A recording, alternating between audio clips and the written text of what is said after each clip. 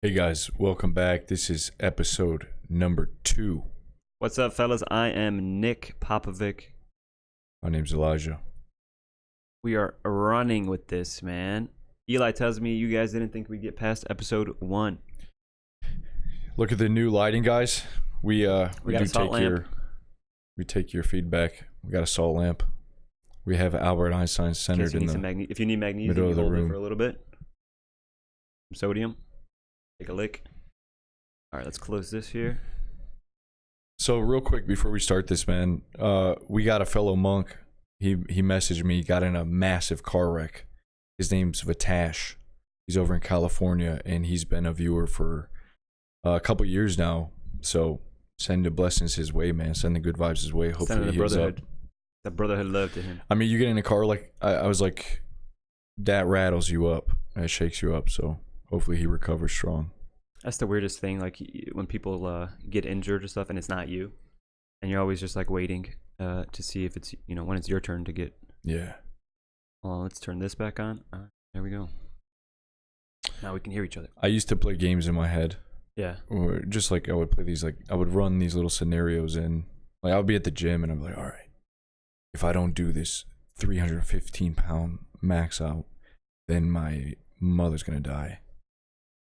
And then I would, I would like kind of motivate myself like that. Probably should have lifted a little heavier then.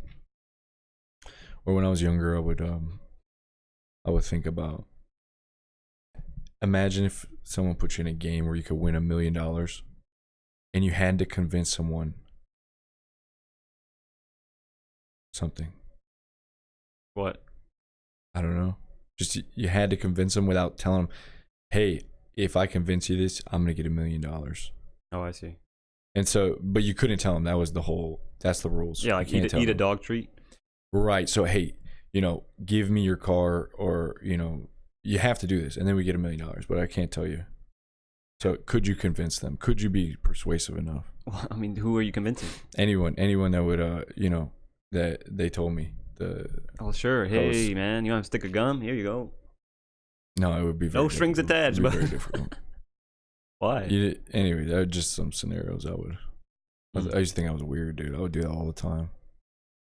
Yeah, I would just look at a ceiling or something in the basement. I would just be like, man, I bet you there were like 50 people in this house one time building this thing. Yeah, I love thinking about that stuff. Just staring at the ceiling. Yeah, how many people stared at it before you? Yeah, exactly, yeah. What children lived down here in the basement who played here. Someone died down here. That's what I like about those ancient Roman ruins. And when you see photos there, it's like, man, those guys like Socrates walking around there. You know what I mean? Alexander the Great. Oh, the ruins. Kicking soccer balls around and stuff. They're chilling. And then all those people just die, and then now we're here. Now we're here. We just read their history. It's almost like they didn't exist. But did they? Hopefully. Yeah, man. We need to travel more, definitely. Like, imagine just going to the Aztecs. I agreed. I think being well traveled is a necessity for a man, I believe. Yeah. I've always had a hard time with the traveling because, like, it seemed like all the girls and just, like, family members, they're all traveling. And I'm just like, what's the point of traveling if you have to come back? And now I feel like I just want to prepare my life where I can be able to do that. And I don't know. I just always felt like people were doing it too young. Well, yeah, because they got no money and stuff. Yeah. And it makes no sense when you're young to travel because you got no money. They were just doing it to kind of, experience. I'm sure they had a good time, but then you got to come back and you haven't really progressed yourself. So yeah, but I do think that if you traveled, yeah, and you were just broke, but if you traveled and you came back, you'd be better off than if you just stuck around and did nothing. I think that you should travel if you got like $200 or whatever left. Yeah, it takes courage. Remember, we had a friend. He'd travel all across Europe, just put on a backpack. I think he had $1,000 or something, just left and did it for a couple months.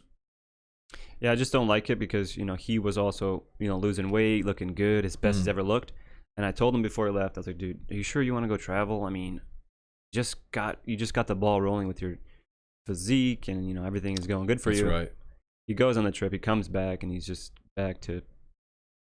You lose that fire. Months, years go by, he still hasn't like rekindled that fire. You know what I mean? So I think you got to be careful when you travel. Don't use it as an excuse to avoid what you want to do. Yeah, especially when you're gaining momentum.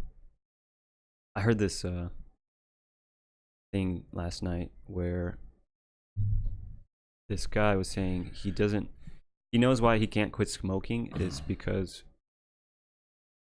if he quit that means he would have to start doing other stuff. But if he just focuses on like quitting cigarettes and just keeps failing that, goes back and forth with it, he never has to worry about like, something else more urgent. Yeah, and he just use it as a way to hide. And I feel like a lot of us do that with just like work or like stuff that you have to do. And then you're just like, oh man, I have to write this essay, but you keep like, you're running around or whatever, and you're just like wasting time. And ultimately, the essay isn't gonna do anything for you. Yeah, it's like what you get the essay done. You just don't want to do the essay because or you don't want to do a project because after that you're gonna have to do more. So you just like you prefer to self-sabotage. That's what self-sabotaging is, where you just what you have to do. But you kind of block that off and you lock that up and you focus on something else for a while and you just, it's a waste of time. I feel that big time. Self-sabotage. Like, because if you're going to be successful, that means Let's talk about that, man. You're going to have more responsibility. And like if the girl does actually agree to come over your house, you're going to have you're going to want to clean your room and have a clean house. So it's just easier to like, fuck it. Yeah, it's much easier to say, oh man, how do I pick up a girl? But what about your house? You don't got your own crib. Your house is dirty. You start saying, "Oh, she's just." There's no food in the fridge. There's no drink. She comes over. You're like, "What do you want to drink?" Well, you don't got anything to drink.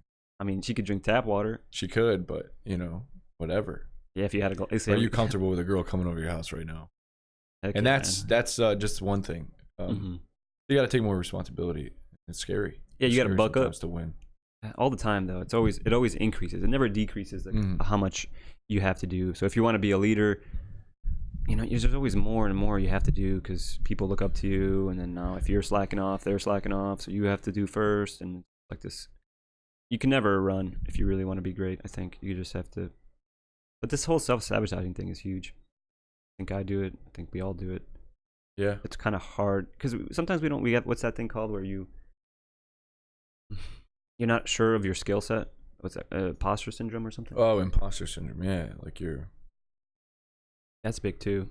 Yeah, you get into something you think that people are going to figure out like you don't have the skills capable of doing that. Right, but that also makes you like throttle yourself. Like, dude, you're going to have to write this book. Even if you feel confident, once you do feel confident, you still have to write the book. So might as well just write it even if you feel like garbage. In the end, it's just your mental. Yeah. I was reading a lot of comments from yesterday. A lot of guys were saying how, their mental state of mind and just being more positive. I know you were talking about that a little bit yesterday. But, can you do it? Yeah. Can you not do it? Yeah. Yeah. You can do both. Well, life has a way, too, of bashing your head in, man. Like, it makes you take a knee. When things... And people don't usually think about it until things get really bad. Like, sometimes it'll humble you. Like that guy that got in an accident. Mm-hmm. Some people, we're not prepared for a disaster. But it's coming. It's always coming, the impending doom. Well, it will happen to me or you or something where we're going to be out for a while. Like I had surgery last year. I didn't expect to have surgery, you know what I mean? But that shit just comes around. And, but that's just like a small thing. Like, there's always like something else. Like when you're 40 or you're 45, you fall down the stairs, you break your back. Oh, great, you got a broken back. And not just that kind of disaster, bro. Sure. Like when you like avoid life, when you avoid taking responsibility. I see. Life has a way of just like you get comfortable. Your bank account sort of floats between $2,000, $5,000. Things get comfortable. You just kind of relax, and then life is like, all right, man. Like maybe this is God. It's like life is God. He's just telling you, listen, I need you to do this. You're not stepping up. You're not taking responsibility. You're getting lazy. You're fat. You got off, man. You stop helping people. You stop being a light for people.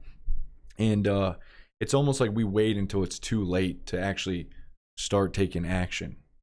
And and that's what I've been trying to do in my own life is like stay vigilant, stay prepared to be, whenever there's opportunity that shows itself, now you're ready for that. A lot of people are like talking about luck and stuff. Yeah, no. Oh, yeah, 100%. But what about when that, like Eminem said, you only get one shot. Do not miss the chance to blow. So right, so like if you're not prepared, you don't even know what you're prepared for. But as long as you're like every day you're being prepared, and you're not just being a victim and having life happen to you. You know, you're kind of dancing with life. You're kind of like, all right, God, I'm waking up. Thank you. What do you want me to do today? This is life. Thank you. Yeah, I agree. So yeah, I gotta go ahead, man. I gotta tell you a story though. Oh, hit me, man. Go for it. Oh, that reminded me a lot of the story of Jonah in the Bible. God says, hey, Jonah, like this is an awesome story. God's like, Jonah, I need you to go to Nineveh because these people are beyond wicked. And I need you to go over there and I need you to tell them that they need to turn away from their evil ways. And Jonah's like, no, I can't do this. So what he does, he just runs away and he gets on this ship and he takes this ship to another, like this island. Mm-hmm. And while he's on the ship, God sends a storm. And the storm is, it's just swaying the ship back and forth. The winds, they've never seen this. The whole crew is freaking out. They're like, who is doing this? This is an unnatural storm. And Jonah tells him, he's like, this is happening because I disobeyed God.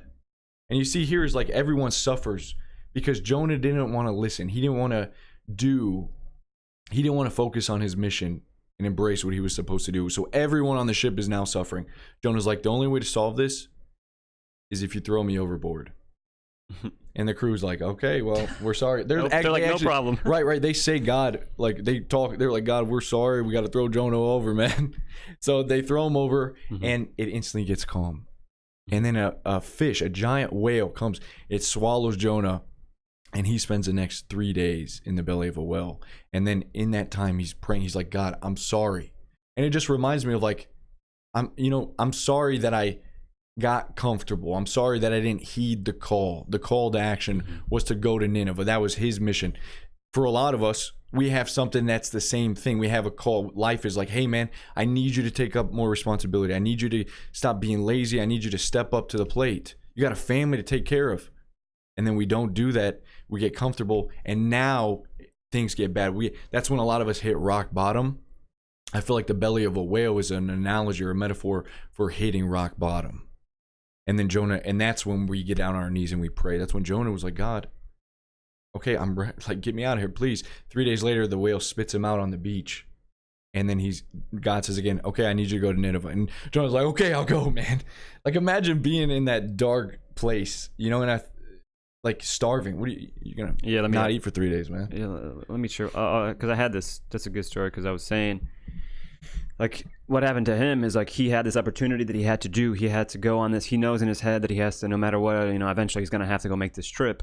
But then he avoids it, all this stuff seemingly starts to happen to him. And then like eventually he goes back all the way. He avoids it. He avoids it for so much. For example, you should work out. You can avoid it all you want. Eventually you're going to have to work out. You're going to die young. You're going to be weak.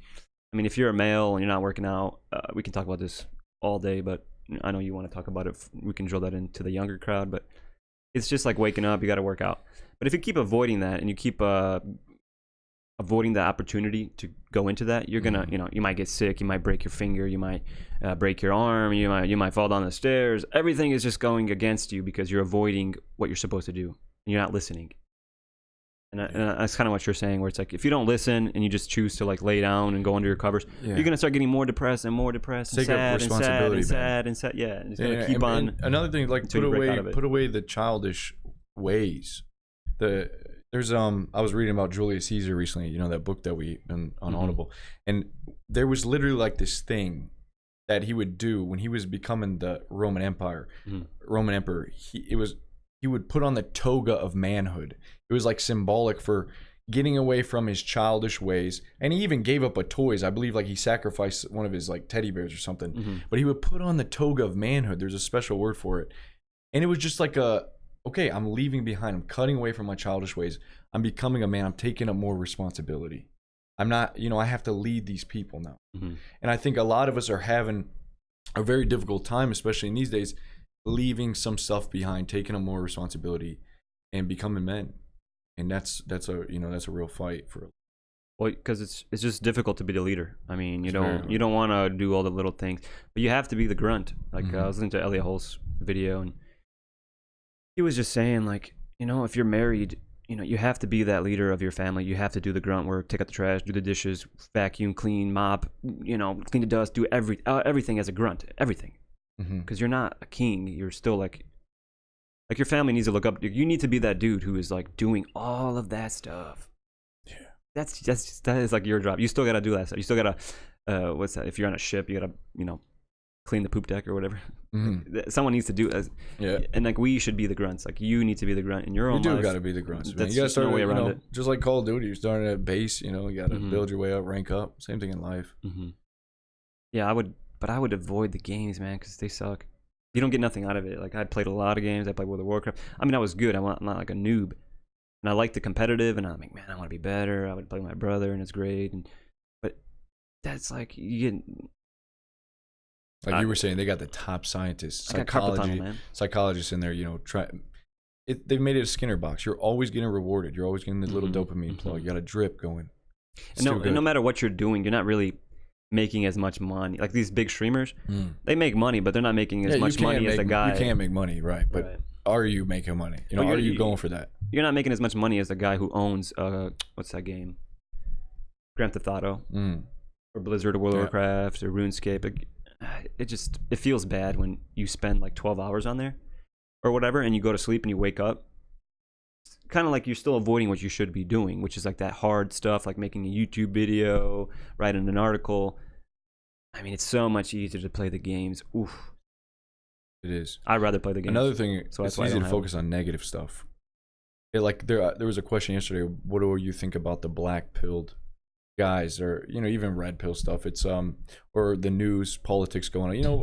What's going on with Trump? He gonna be impeached? What's going on there? But everywhere you look, there's stuff that seems like crisis or negative. Yeah. And I think it's very tricky because once you get sucked into that, man, you start getting like a skewed vision of life.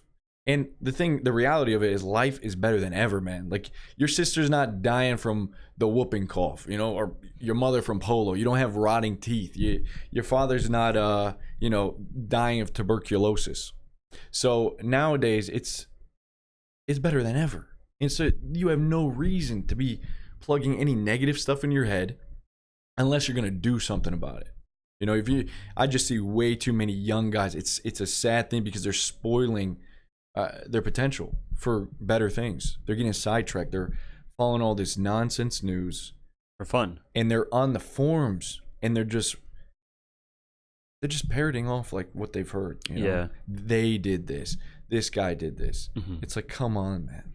Yeah, I don't think. You don't want to get involved if you're not doing your own thing. Like if you still had to go to the gym. I mean, I think it's good to stay on top of it. So like if you're an investor, you can be like, oh no, Trump is like I was telling you today, like a week and a half ago, Trump has one of those meetings with the people in front of him after he gets off the airplane.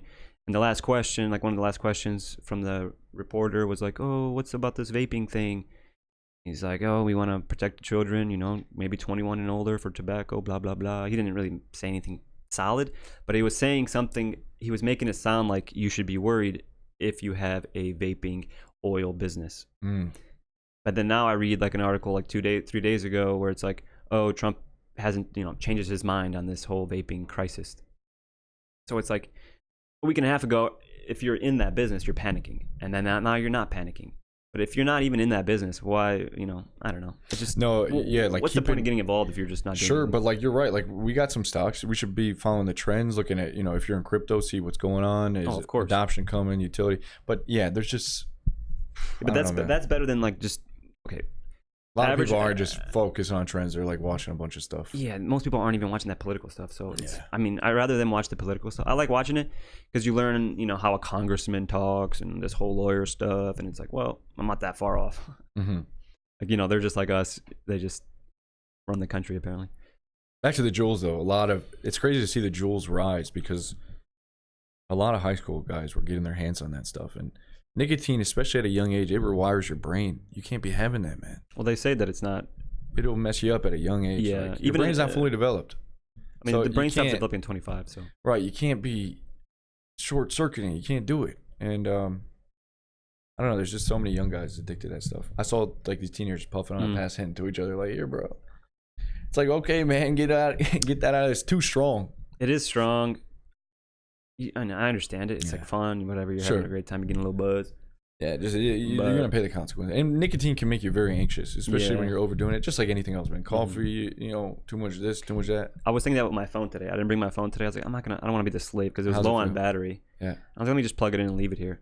And I was thinking, like when I had a Game Boy and it ran out of battery, I wasn't like, oh no, you put it in the closet for like a week or two, and then like, oh, let me play some Pokemon today. Like you're not a slave to the Game Boy.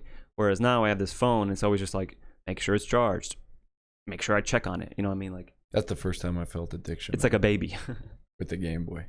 Yeah, well, for sure. Yeah, man. Pokemon. I remember. I remember when we were younger, we got Silver and Gold, those Pokemon games. Mm-hmm. But I was sick like for a week. I never opened my Silver game. And my brother would get pissed. He's like, "Open it, you better play it." And he's like, "I'm gonna open it." I'm like, "No." And it was like a big deal. But anyways, to be honest, I don't know. I never liked back to the social circle.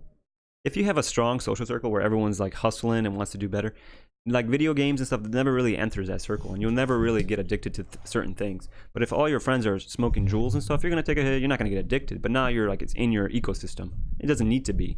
So now, just for example, if you have friends that play video games, it kind of sucks because like they're playing it and they're spending a lot of time with it, and they're your bros.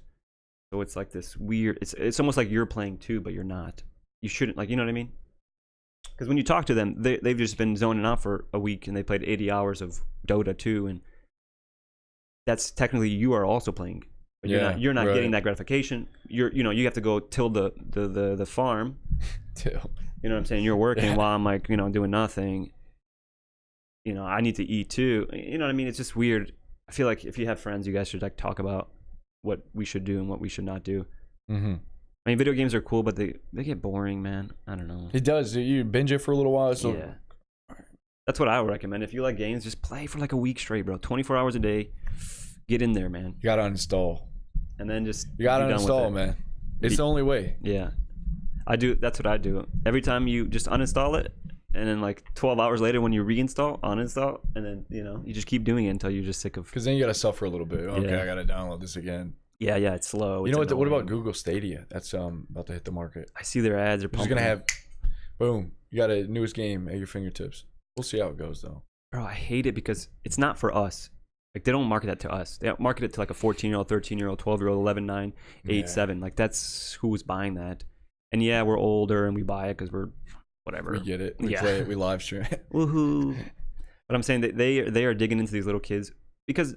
Let's be real. Like a little kid should like, oh, let's learn a new language. Let's hustle. Let's learn about stocks. Let's build our own business. Let's be great. Let's work out. But no, because they got these games now and they get them early. Yeah, messes them up, bro. Dude, in that ultra learning book, the guy was he went on a trip to study learning Spanish, and he got a call from one of his friends that was asking him, about this contract, this deal as an author, and he would not speak English to him. Because he didn't want to, for a whole year, he was dedicated to not speak English. Mm-hmm. He would not break the chain of speaking Spanish every single day. And, that would just start out the book, the total immersion in what you're trying to learn. Mm-hmm. And not like, and there's just too many distractions. No wonder it's so hard to learn anything else. Guitar, you're just so distracted, not really going deep, really practicing. You're kind of just messing around. I was going to say it comes with age, but because I was going to say now, like, when I'm 28, but when I was like 24, 22, 21, you're always like wishy-washy about what you should be doing and how long you should do it. But now I'm like, okay, I got to get this done. I get it done. Woo, I'm done. And then there's none of that like back and forth for like a week or 2 or 3 or 4 months where you're just like laying in bed and then you finally get on it. Now it's just like, okay, I know how long it takes. Yeah, I know how long it takes. Let me just do it. It's fun. It hurts too much. It's great. It's not that big of a deal and you're done. But back in the day, you kind of avoid everything. You can't, when you get older, I feel like you start to know yourself better. You can't play mind games, man. Yeah, you start getting little aches and pains. Bro, my first digit, my big toe's starting to hurt me, dude. It's going to fall off. I need surgery. It's like, no, you can only, you start getting older, man. You start getting some pains. Got any pains? Yeah, since my surgery, I get these phantom pains by my lower abdomen. Like if I get my bladder gets full, it starts to hurt. I'm like, damn. Yeah. But yeah. I since you had that Mhm. done, I was like, man, I wonder if I got some hernia. I've been always like aware of that spot Mhm. now.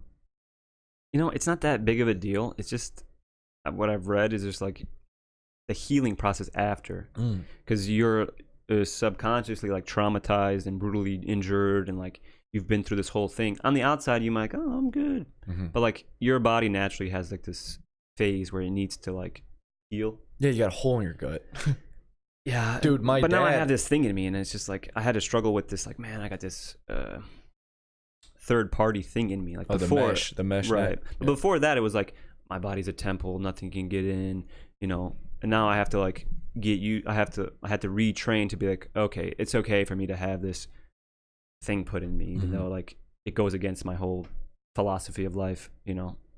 My dad got a damn hernia. He caught a fridge falling off a truck. Oof. And just like, dude, I remember him being out for a while. Yeah, it's annoying. That's great. But it's not that bad. It's genetic, right? That's what they say. Same thing with a bunion. Is it genetic? Yeah, dude. You'll get a bunion if it's in the genes. Yeah, my mom's got it. Doesn't matter about the shoes. My mom doesn't have toes, man. She's got just bunions. Yeah. Every toe is a bunion. I don't know, man. The shoes you wear is very important. Like, yeah, you need good shoes. All these Adidas guys and these little, like these shoes I got now, terrible to walk in. We just walked about 2 miles. Terrible. I'm in pain. So you need some support. Some of those shoes, though, that are really good are really ugly. Like the Brooks. Yeah. I didn't even know Brooks were a thing recently, but I heard, podiatrist approved. So they're like $150. Anyways, good shoes. I gotta try them, yeah. Yeah, I wonder how walking barefoot is. It feels good to reconnect to the earth. You take off your slippers and just walk around the yard. Oh, I like walking barefoot. Yeah, you seem a little crazy. You seem like a weirdo, right? Yeah, little hippie. It's similar to like if you're on the bus, you catch the bus. Yeah. You open your backpack, you unzip it, you pull out a bag of like carrots, start eating them. These carrots are so good. Everyone on the bus looks crazy. Look at you like an idiot. But like if you just pulled out a Snickers, everyone's like, oh, cool, Snickers. I don't know, man. I think the times have changed. Yeah, you probably get away with carrots. You know what I mean? Yeah, carrots are fine. You get away with carrots. Some hummus. What if like a cucumber, man? Yeah, I mean, big old cucumber. It's not like you're just eating a cucumber. That'd look a little. I know odd. it would look odd, but why? It's not odd to eat a Snickers, is what I'm saying. Yeah, right. Like no one even blames. Oh, you're just eating a Snickers. But Sure. if you're doing anything that goes against, like, let me get into this real quick. Sure. So, if your friend, for example, if you want to start getting successful and you're like, okay, I'm gonna work out. We'll just do working out because everyone can do this one. When you start working, say you never worked out before, your friend groups don't work out. When you start working out, everyone's going to tell you a story about how you shouldn't work out, you're getting too big, you're getting too strong, you're spending too much time in the gym, you're eating too much. They're not even doing it to like give you advice. They're doing it so they can bring you down, so they can make you stop working out. That way they don't have to work out. But if you keep working out after that, they're going to be like, oh, wow, so awesome. And they might get inspired and work out. But if it's kind of like that claw, what I'm saying is that crabs in a bucket. I'm just saying, just be careful of that. Absolutely, man. I mean, even like when I first started online business, like 16 years old, 17, I was in it for a while. And, you'd think that you would have your parents' support or your brothers and your sisters. But, they see you just doing your own thing, and they start, like, my own mother is like bringing me an application to her factory that she had, $12 an hour. She's like, here, I brought you an application. I'm like, can't you see I'm fucking trying to do something bigger, something better?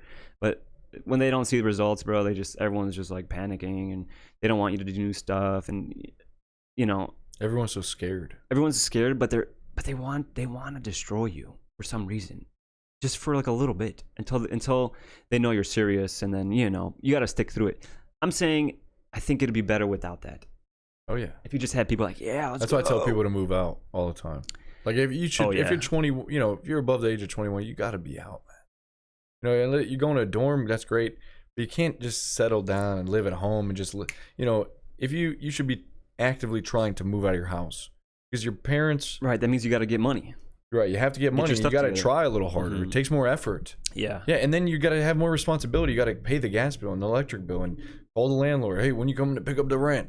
You know, it's like it's not fun, but it's guess what? I don't have my mom, you know, saying, "Hey, where's your dirty underwear?" Or, you know, we're worrying about jerking off, and my mom comes downstairs. It's like it's just you got to get away from your parents. You're not supposed to stay with them. What animal stays with their parents? You know, 21 years. I like how you say 21, but even like months. I feel like 25 is like there's guys living at home. They're 25, 26, 27. Right. I think the biggest hurdle there is like they feel like they should save, but like be there for their family, and they start making up all these stories. How no, I get that. Especially in some cultures, though, it is like that. You know, like you gotta if you're Serbian or Ukrainians. Yeah, you stay with your family until you get married. They marry you off. You send you on your way.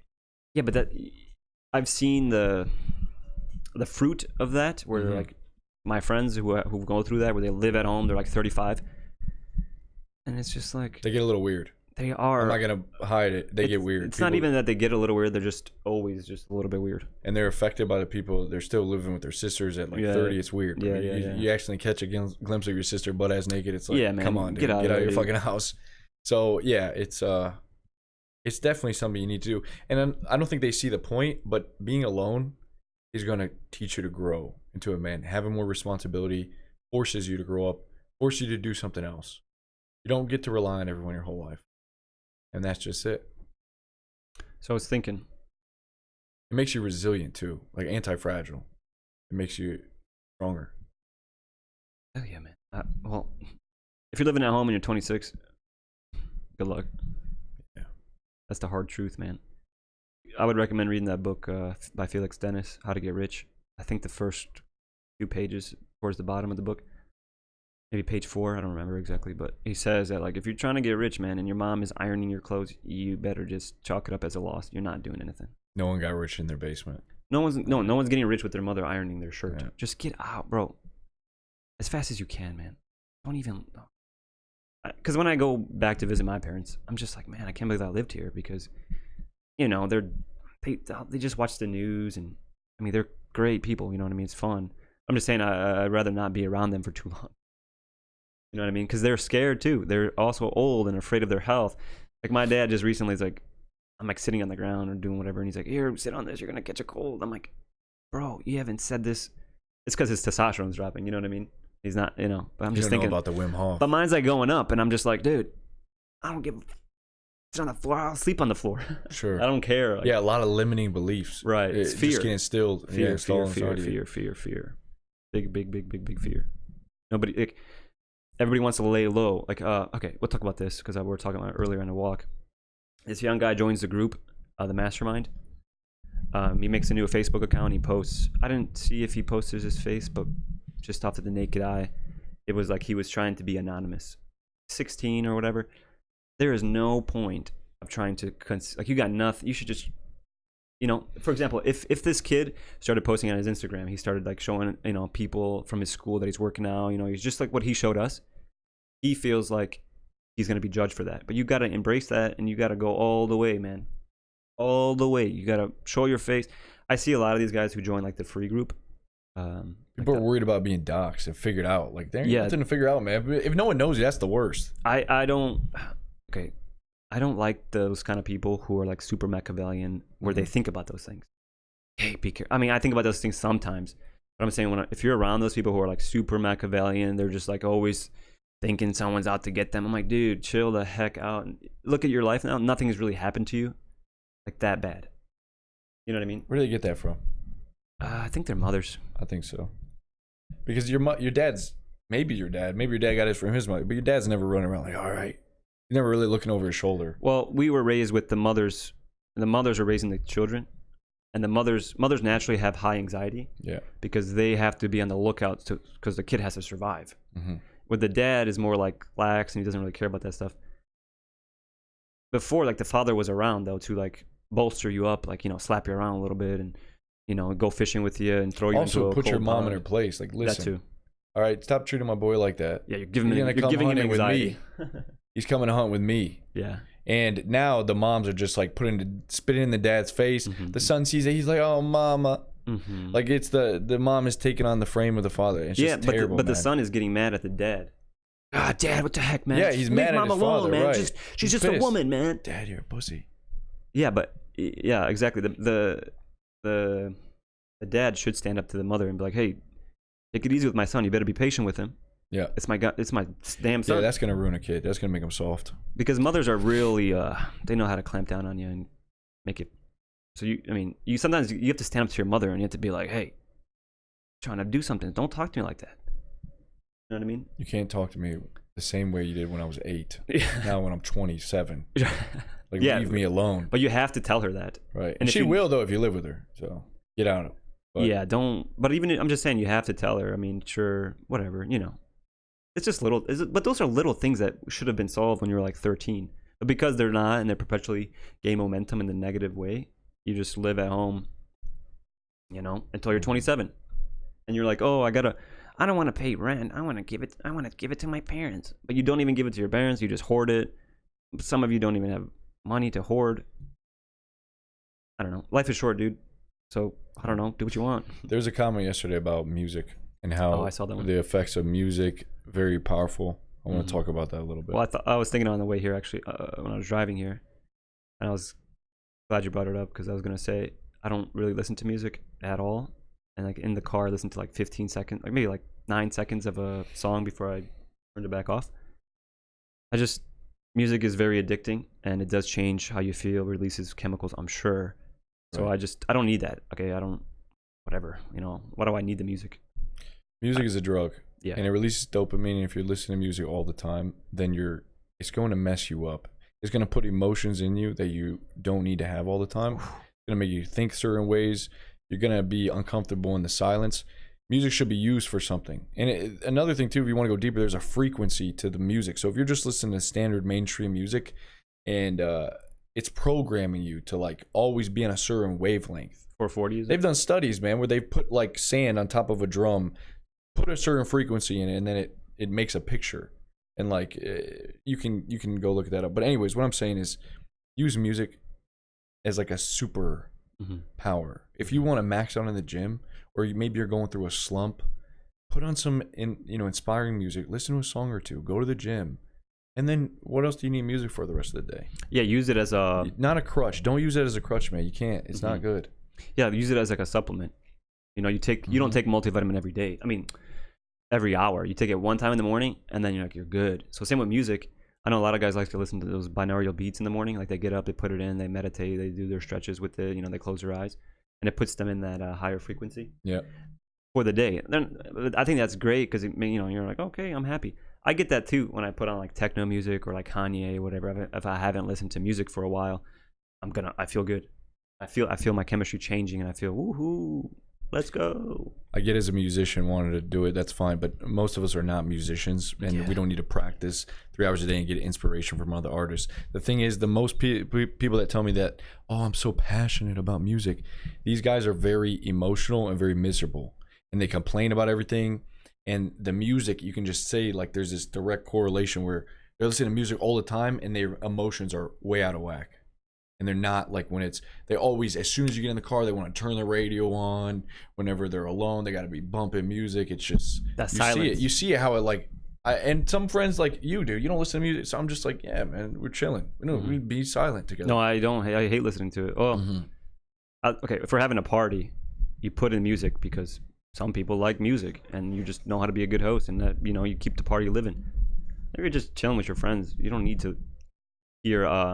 This is what I hate about music now on the radio, especially in the radio in the car. It's always talking about having sex or like, baby, let me see that thong, girl.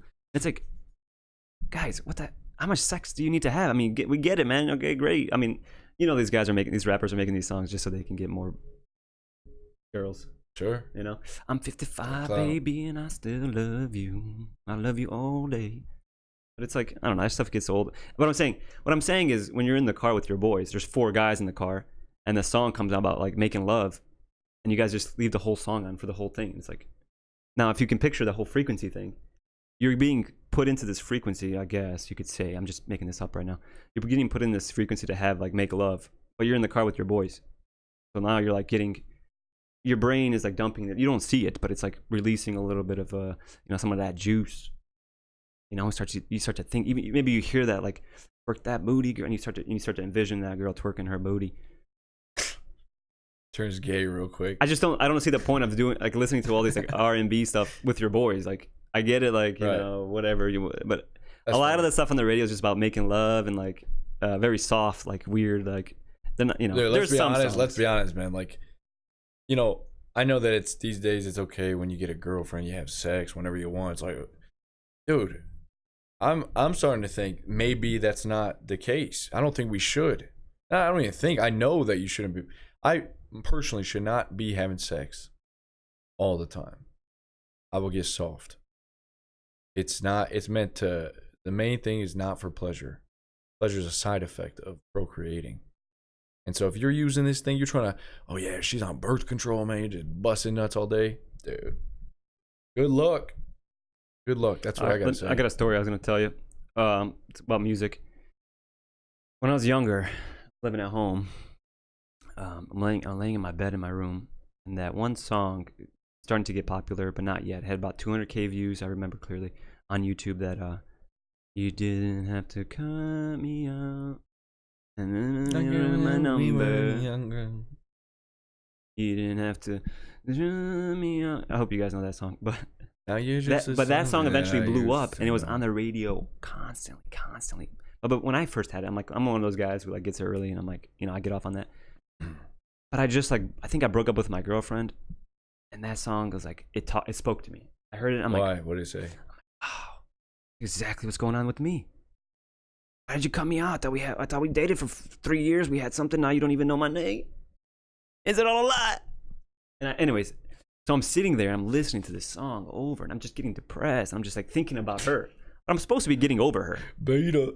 Yeah, but you know what I mean. I'm supposed to be getting over her, bro. And I'm listening to this song. It's making me sad. It's making me think about, you know, how she's like betraying me and not understanding that she should respect me. And then we're together. You know, we were together. She should, you know, at least text me back. But anyways, I was saying that. Real quick, let me segue here. Dude, I think that's one of the main reasons that guys stay with a girl that they don't really like, because it really is painful to think about her having sex with someone else. And that's like, think about that, man. You just kind of like, all right, this girl it'll do, because to pull that Band-Aid off, that sucks. I don't want to think about it. But I think it's actually pretty good. I know it's pretty good if you can just sit there and think about it and be okay. And be okay with it. No, I'm saying be okay with breaking up and letting her go her own way. You don't control this girl. She's not yours. And I think a lot of guys, when they're with a girl, they get possessive. Man, they're like, this is my girl. No one's going to put their hands on her. You know, Patrice used to say, dude, you should let your best friend mash your girl. You shouldn't have any. That'll get you like the attachment you know, away. Not if she's your 5-year girlfriend. I think that's a little creepy. I'm saying if you just met her for a week, you didn't really like her that much, and you're like, you give it to your best friend, you know? I mean, whatever. I'm just saying if you want to break up, if you're thinking about breaking up with your girlfriend, think about it a little bit more. All right, don't be running from the heavy thoughts that accompany it. See I never think about those things. I think about the other side where it's like, how many girls was she with? And I'm thinking about like the guys that she was with. That's the way I think. Oh, really? Yeah. If I release her, I don't care what guys are humping her. Good riddance, baby. Yeah. But like, if I were to receive a new girl, I'm always just I think about it like, okay, you know, has this girl been on the cock carousel? Right. You know, has she been going around a couple times in the merry-go-round? And then now, it's weird because I don't even talk about it, because like, save it for another one. You know. Okay, yeah. I was gonna say that there's guys that date girls that have been on the cock carousel. Yeah, and sure. Not alphas, but just like these little, I don't know, like simps. They're kind of like okay with it, and the girl starts developing this like power, and like the guy loves her, but you know, unconditional love, and she just takes advantage of that. You know, he doesn't care about the cock carousel. He loves her. I mean, at a certain point, the cock carousel is going to inhibit your ability to love. You know, like actually feel the same oxytocin that you did when you first had your first lover. So if you're on your 20th, you know, who knows? I don't know the number exactly. There's done studies, but you're not gonna be able to stay with someone the same way. You're not gonna be able to care for them, the children. You know, that's why a lot of guys ask me about the dating apps, man. Like, I would say avoid the dating apps. I've never used them, and I think it's just not natural. And what you're gonna find there is a lot of girls and guys that are trying to make a shortcut. They're trying to make a shortcut to sex. They're horny, they're lonely, they don't want to put in the work, answer the call, go out and meet a beautiful girl, be someone of value. And so they use the dating apps. And then a lot of people on there are just broken. You could say. Not everyone, not all. I would disagree. I would say that the apps are great. I don't think so. I wouldn't use them. I don't recommend them. I'm just saying they're huge, and there's no way to really. I mean, well, there's a good way to talk to girls. Yeah, but why not? So is real life. Right, but this is not just like a couple hundred people on there. This is like, 100 million people on there. Yeah, but you're already perceived as more alpha and confident if you can approach a girl in real life. Well, sure. Kind of like, no one's doing that, man. No one's actually doing that these days. Right, but if I was writing you a program, I would be like, all right, you get all these accounts, and just to like talk. I mean, talk about cock carousel though. You find that on the Tinder. Like, you got 20 guys sliding in the hour. Yeah. I wouldn't wife a girl on Tinder or whatever. That's just me.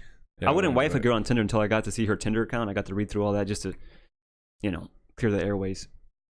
To see the carousel count. She has a kid. All right. I know this guy. He listen to this. Yeah. I mean, I already knew it wasn't gonna work out, but he was telling me how he's like, yeah, we went to Disney. I won't say the places. Disney. We went to yeah. And they proposed. Oh, she has a kid, and they proposed to each other. Like, she proposed to him.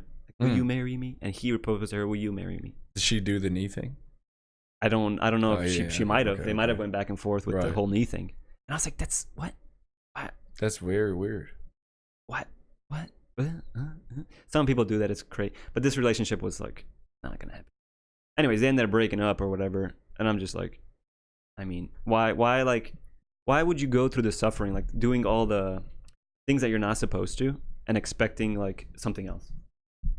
You know what I mean? Like, if your girl is proposing to you because you're too afraid, like, oh, I don't know, or whatever is wrong with you, why do you think that like down the line that's something like, well, that it's all going to be peach and gravy? Something is going to go awry if you're not, like I said, the grunt work, man. You got to propose to the girl, you got to buy the ring, what I'm saying, if you're doing that, but whatever. Good stuff. Anyways, back to the music real quick. If I had someone young, if I was younger and someone told me, hey man, stop listening to music, you're just like drugging yourself with this like weird music, just at least do it smarter. Don't be addicted to it. It's like having a cigarette every 10 minutes or whatever, every song. But if someone just told me when I was younger, hey man, just lay off the music for a bit. Why are you listening to music all the time? Like, when you have your headphones in, you're in the gym or whatever. How about you just relax for a week or two and just lay off the music? The earphones definitely changed the game. Before, I mean, it's so weird that you can just put earphones in and shut everyone else out from the world. You ever have a Walkman? No, I'm kind of, that's past my time. That's Oh, you're younger. Me. You're a bit younger. My era, the Walkman was big. Our boy Radu had one, man. He used to sit at the back of the lunch table, man. He used to rock that Sony Walkman. He used to put that in here, man. At Lincoln Park. And I used to blast out Eminem back in the day, that Little John. 369. Bro, how crazy is this? When I was in 7th grade, so how old am I? No idea. Just told us yesterday. I know, but in the 7th grade, I don't know how old I was. That Little John song, like, to the window, to the wall, to the sweat drops down my balls. Like, that was a popular song for me in the 7th grade. Dude, he was like the DJ Khaled back in the day. Go ahead. Continue. Yeah, but that song was so dirty and like, it's so terrible, so like sexual. When I first heard that he said to the sweat drop down my balls. Yeah, they used to have the editing. Are you kidding me, dude? They used to have the PG version. Saying this. And remember that little thing that you discovered, 369? Yeah. Tell us about that. Tell me about that shit, man. What's the 369? The Fibonacci, the special math, the mathematics of the universe, Illuminati. I don't know much about it. It's the pyramid, the 3, the 6, and the 9. I don't know much about it, but I know that numbers have always been there. They weren't invented. You know what I mean? It's always like 2 apples. It's not, or that whole Fibonacci sequence and those numbers. 369 is a special thing that they right, something in there, something in the code. Yeah, if you have 3, okay, the math is like 6 times something equals the circumference of the Earth, and then you have like the other number, and it tells you exactly the measurements. Yeah. So like, that's why the pyramids are. That's what they said. The pyramids are great. So say like whole civilization gets wiped out. If you go to the pyramids, you're able to like but it is a little bit off by like a half a degree or something. You can retake the measurements and bring back math to the wasted land. You know what was pretty nuts? Which is nuts. To find out that the pyramids are not graves. They never found any mummies inside the pyramid. I see. I don't believe that because dude, it's there, man. It's documented. They never found any inside the Egyptian. Maybe the Aztec.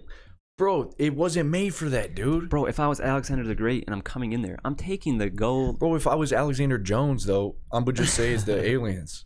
It's definitely It's definitely not a tomb. You don't build a tomb that big. Yeah, but you have to realize this. It's either a docking. Hold on, let me. Sure. It's either a docking port, or it's a way to get energy across a large, vast plane, or it's a balancing system, or some sort of coordinate. You know, keep everything aligned. Kind of can tell. Who knows? It ain't no grave, though. I'll tell you that much. Okay, this is what I'm gonna say. Well, first, one thing: the pyramids used to be white limestone, like it was white, and then on the top of it was a block of solid gold. Right. Now, because there's no graves, I'm pretty sure when people come in, they're like, "Wow, look at like back in the day, like say 2,000 years ago, bro. If you're a conquering army and you go there, you're not gonna leave it how it is. You're gonna take everything. You're gonna take out the graves and da da da. You know. So like 2,000 years goes by and there's no graves. Oh, no graves here. Well, yeah. I found that stuff, man, 2,000 years ago. No, you couldn't get in, man. Oh, who took the gold cap off the pyramid then?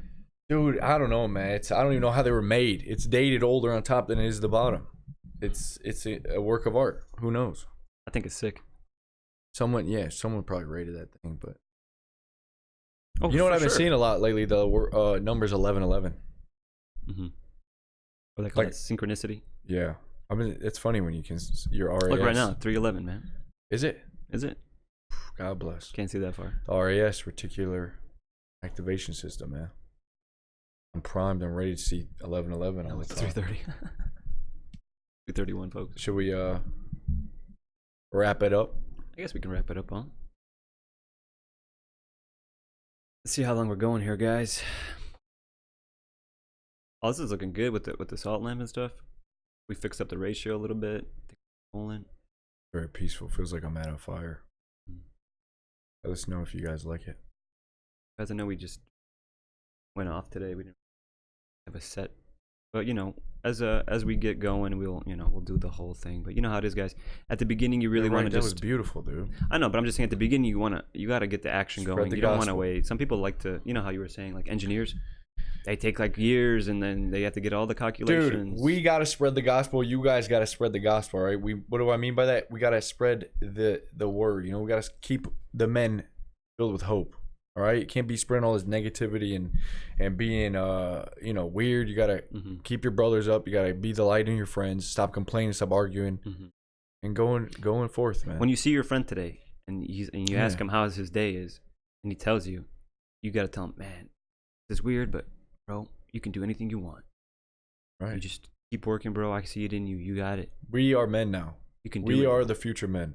But what I'm saying is, when you see your friend, usually when you see your friends, you're always like bullshitting, and then like again that crab in the bucket thing. But how about today? You just tell him how fucking great that guy is, and he's gonna conquer the world, and just keep on hustling, bro. Instead of like, you're a piece of junk. Get out of here. Stop smoking them cigarettes. Give him that jab. Yeah. Sick pig. I mean that does work, but I think the reframing and the positive build him up. Yeah. Because no one else is building him up. He's already getting beat down by himself. His dad's fucking smacking him around. His mom's yelling at him. No, he's already fat. He's already listening to music all day. He's emotional wreck. You know, you gotta be the fucking light. Ooh, the music, bro. They blast that. All right, we'll get into it, guys. Next time, if you have not already, check out the Mungmo Box free 16 habits that I'm giving you. All right, we're doing those this month. It's a 30-day challenge. Also, there's a couple workouts and a bunch of other free stuff. Check out that link down below. Monkmobox.com. Let us know what you want to see in the upcoming episodes. We're going to have some new guests coming on. And, if you want to send us a piece of art or something, Heck yeah. We should get a P.O. box. They can send us dirty laundry and stuff. All right. We're signing off. Thank you, guys. Have a great Tuesday. Take care. Peace.